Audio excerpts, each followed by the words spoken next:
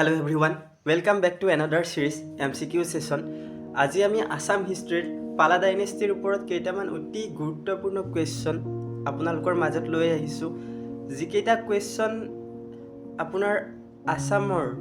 All competitive এক্সামত খুবেই অহা দেখা যায় এতিয়া কুৱেশ্যন নম্বৰ 1 লৈ আগবাঢ়িছোঁ কুৱেশ্যন নম্বৰ 1ত দিয়া আছে হু was the founder of the Pala dynasty in Kamrupa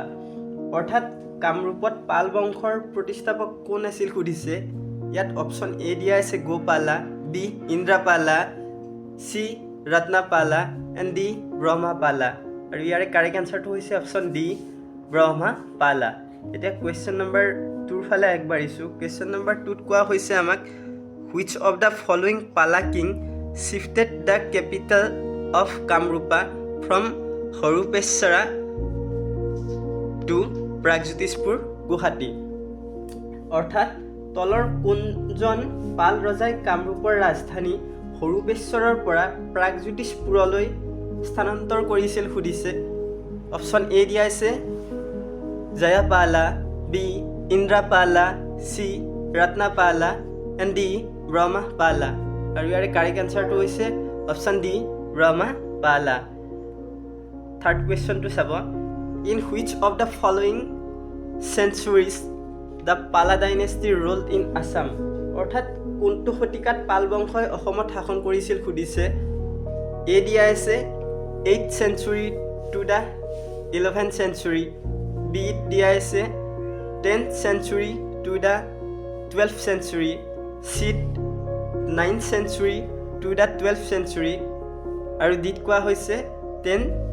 century to the 11th century আৰু ইয়াৰে কাৰেক্ট আনচাৰটো হৈছে option B 10th century to the 12th century question number 4 টো চাব কুৱেশ্যন নম্বৰ 4ত কোৱা হৈছে who issued the Bargaon grant copper plate inscription অৰ্থাৎ বৰগাঁও অনুদানৰ তামৰ প্লেটৰ শিলালিপি কোনে জাৰি কৰিছিল সুধিছে এ দিয়া আছে Brahmapala B Indrapala C Rampala and D Ratnapala আৰু ইয়াৰে কাৰেক্ট আনচাৰটো হৈছে অপশ্যন ডি ৰত্নপাল আৰু হয়তো আপোনালোকক এনেকৈও এটা সুধিব পাৰে যে who issued the Sualkuchi grant copper plate inscription আৰু ইয়াৰেও কাৰেক্ট আনচাৰটো হৈছে ৰত্নপালে এতিয়া কুৱেশ্যন নম্বৰ 5 টো চাব কুৱেশ্যন নম্বৰ 5ত আমাক কোৱা হৈছে যে the first king of the Pala dynasty who adopted the imperial title Parameshvara Parama ভট্টৰক Maharaja Dhiraj was ইয়াত এ দিয়া আছে Gopala B Indrapala C Ratnapala and D Brahmapala আৰু কুৱেশ্যনটোত ইয়াকে কোৱা হৈছে যে পৰমেশ্বৰ পৰম ভট্টৰক মহাৰাজা ধীৰাজ উপাধি গ্ৰহণ কৰা প্ৰথমজন পাল ৰজা কোন আছিল সুধিছে আৰু ইয়াৰে অপশ্যন কেইটাৰ ভিতৰত কাৰেক্ট আনচাৰটো হৈছে অপশ্যন চি ৰত্নপালা এতিয়া 6 নম্বৰ কুৱেশ্যনটো চাব who was the greatest king of the Pala dynasty of Kamarupa অৰ্থাৎ কামৰূপৰ পাল বংশৰ সৰ্বশ্ৰেষ্ঠ ৰজা কোন আছিল সুধিছে A Dharmapala B Jayapala C Ratnapala and D Harshapala ইয়াৰ correct answer option A Dharmapala question number 7ত কোৱা হৈছে which of the following Pala king shifted the capital of Kamarupa from Pragjyotishpur to Kamarupa Nagara অৰ্থাৎ কোনজন ৰজাই কামৰূপৰ ৰাজধানী প্ৰাগজ্যোতিষপুৰৰ পৰা কামৰূপ নগৰলৈ স্থানান্তৰিত কৰিছিল সুধিছে এ দিয়া আছে Dharmapala B Jayapala C Ratnapala and D Harshapala আৰু ইয়াৰে কাৰেক্ট আনচাৰটো হৈছে অপশ্যন এ ধৰ্মপালা 8 নম্বৰ কুৱেশ্যনটোত আমাক কোৱা হৈছে হু ইছ্যুড দ্য শুভংকৰ পাতক কপাৰ প্লেট ইনস্ক্ৰিপশ্যন অৰ্থাৎ কোনে শুভংকৰ পাতক তামৰ প্লেটৰ শিলালিপি জাৰি কৰিছিল সুধিছে আৰু ইয়াৰেও কাৰেক্ট আনচাৰটো হৈছে ধৰ্মপালাই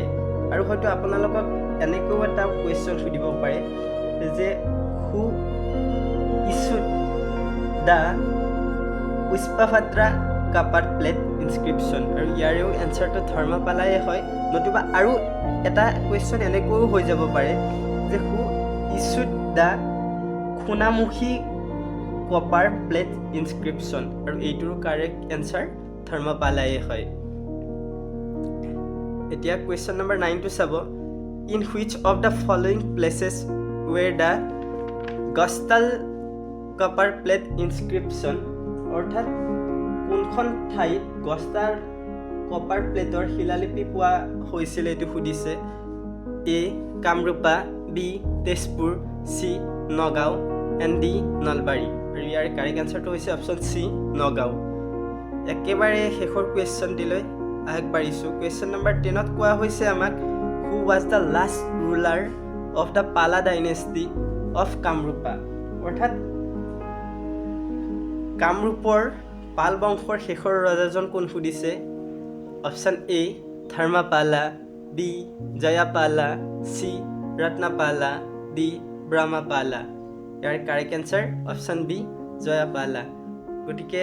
আজিলৈকে ইমানে। পুনৰ অন্য এটা ভিডিঅ'ত এটা নতুন চিৰিজ লৈ আপোনালোকৰ মাজত উপস্থিত হ'ম।